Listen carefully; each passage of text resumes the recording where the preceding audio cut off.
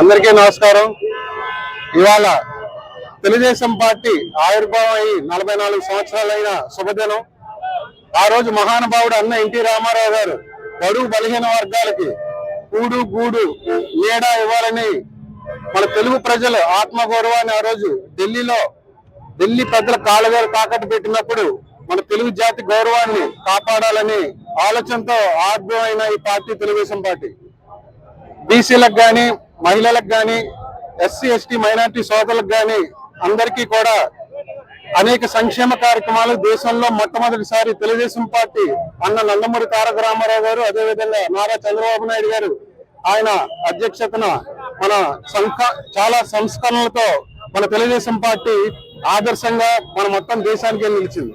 ఇవాళ ఆఖరికి మండల వ్యవస్థ కూడా ఆడవారికి ఆస్తి హక్కు కానీ, మహిళలకు రిజర్వేషన్ కానీ, కిలో 2 రూపాయల బియ్యం కానీ ఇలా అనేకమైన కార్యక్రమాలు చేశారు.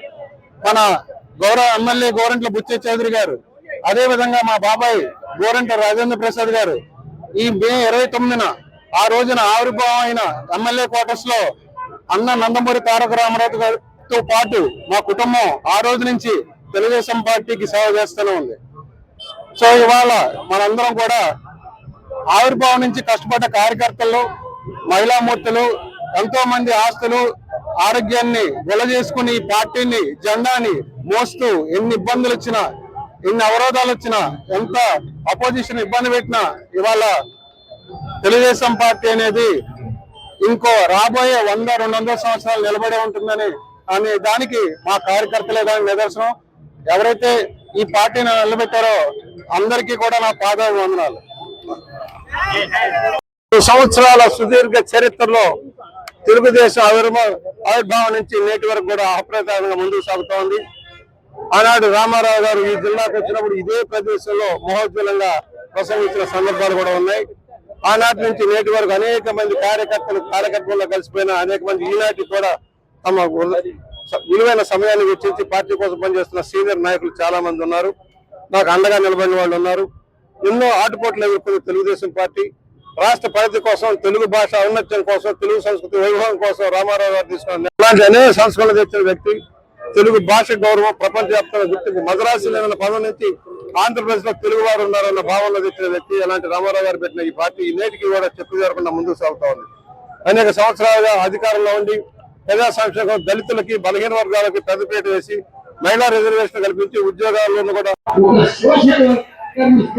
సమాజమే దేవాలయం, ప్రజలే దేవుళ్ళని నమ్మే పార్టీ తెలుగుదేశం పార్టీ అండి. తెలుగువాడి గౌరవం కాపాడడానికి ఆనాడు మహనీయుడు నందమూరి తారక రామారావు గారు స్థాపించిన పార్టీ తెలుగుదేశం.